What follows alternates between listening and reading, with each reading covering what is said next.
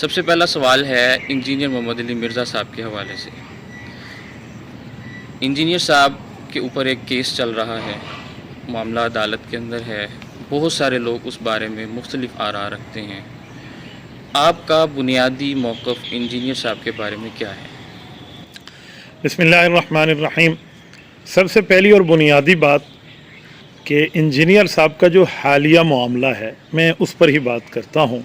ایک منٹ کے لیے اس بات کو چھوڑ دیں کہ وہ عالم نہیں ہے، حافظ نہیں ہے، مفتی محدث مفسر نہیں ہے، اس کا یہ منصب نہیں ہے کہ وہ دینی مسائل میں پڑھے، لیکن بزعم خیش ان کی ڈیمانڈ یہی ہے کہ ہم عالم ہیں، حالانکہ وہ عالم نہیں ہیں۔ حالیہ معاملے میں ہم دیکھیں نا، ایک عرصے سے ہم اس کو چیک کر رہے ہیں، یہ آدمی بے ادبی کرتا ہے، بے حرمتی کرتا ہے، اور اس بے حرمتی اور اس بے ادبی کو باقاعدہ کسی کافر یا کسی منکر یا کسی مخالف کے متھے لگا دیتا ہے۔ کچھ عرصہ قبل آپ نے دیکھا تھا کہ اس نے رسول اللہ صلی اللہ علیہ وآلہ وسلم کے لیے نعوذ باللہ ثم نعوذ باللہ چھوکرے کا لفظ استعمال کیا تھا۔ پھر کہا کیا کہ یہ یہودیوں کے علماء کہتے ہیں، حالانکہ یہودیوں نے یہ لفظ رسول اللہ کے لیے استعمال نہیں کیا۔ بہرحال یہ بات تھی، چل گئی۔ اب اس نے پھر اپنی عادت کے مطابق ایک اور گستاخی بنائی اور رسول اللہ صلی اللہ علیہ وسلم کے لیے ایسا لفظ بولا جو ہم زبان پہ لانا بھی نہیں چاہتے۔ وہ لفظ بول کے عیسائیت کی طرف، کرسچینٹی کی طرف منسوب کر دیا۔ اللہ بھلا کرے، عیسائیوں نے اس موقع پہ جا کے عدالت میں کہہ دیا کہ جی میں اپنا پوپ پادری ہوں، ہم پریسٹ ہیں اپنے مذہب کے، اور یہ ہم نہیں کہتے۔ تو اس کی شامت آنی تھی تو اس میں پھنس گیا۔ پھر یہ صحابہ کرام کے لیے، اہل بیت اعظام کے لیے، فقہاء کرام کے لیے، اولیاء کرام کے لیے، علماء کرام کے لیے جو ورڈنگ دیتا ہے، یہ جو معاملات اس کے چلتے ہیں، آپ حیران ہو جائیں۔ صحابہ کرام کے لیے، خصوصاً رسول اللہ صلی اللہ علیہ وآلہ وسلم کے گھر کے فرد حضرت معاویہ رضی اللہ عنہ کے لیے، کاتب الوحی کے لیے کیا کہنا کہ جی میں تنگ دل کے ساتھ، دبے لفظوں کے ساتھ ان کو رضی اللہ عنہ کہتا ہوں۔ اچھا، پھر اس کے ساتھ حضرت اماں عائشہ رضی اللہ عنہ ام المؤمنین کے لیے لفظ ظالمہ استعمال کرنا، اور پھر اس کے ساتھ ساتھ میں حیران ہو جاتا ہوں باقی صحابہ کرام کے لیے ایسے ورڈ استعمال کرنا جو انتہائی بے ادبی، بے حرمتی، گستاخی پر مشتمل ہوں۔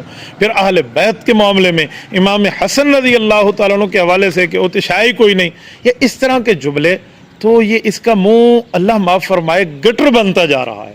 اور اوپر ٹائٹل کیا ہے کہ میرے نبی سا ہے ہی کوئی نہیں۔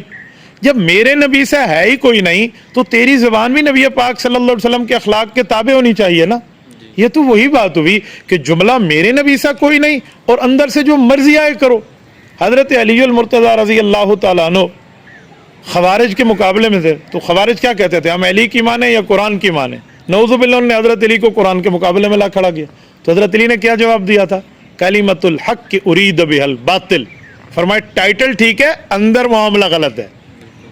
تو خارجی پکڑے گئے، حضرت عبداللہ بن عباس رضی اللہ عنہما گئے اور پوری ترتیب کے ساتھ پھر واپس آئے۔ جن کو اللہ نے ہدایت دی، جن کو نہیں دی وہ جنگ نہروان میں ان کا کام پار ہو گیا۔ تو یہاں بھی کلمۃ الحق کی ارید بہا الباطل، میرے نبی سا ہے ہی کوئی نہیں، یہ جملہ لفظ بہتر ہے، اندر گستاخیاں بنا بنا کے کافروں کے متھے مار دو، اندر گستاخی بنا بنا کے مخالف کے متھے مار دو۔ تو جیسے ہینڈ پکٹر ہوتا ہے نا، اپنے ہاتھ سے بنانے والا، اپنے پیٹ سے بنانے والا، تو یہ ایسے ہی ہے، یہ گستاخی بنا کے ان کے متھے مار دو، اوپر ٹائٹل لگایا ہوا ہے۔ تو ہمارا موقف یہی ہے۔ اس بارے میں ایک جملہ کہوں گا، وہ قول فیصل ہے کہ حکومت کے گھر میں معاملہ ہے، حکومت کے پاس یہ معاملہ آ چکا ہے، صرف 295 سی نہیں آئی، 298 اے بھی آ گیا ہے، گستاخی صحابہ، گستاخی اہل بیت اور مذہبی منافرت کا کیس بھی آ گیا ہے۔ تو اب حکومت اس کو قرار واقعی آئین اور قانون کے مطابق سزا دے تو یہ بہت بہتر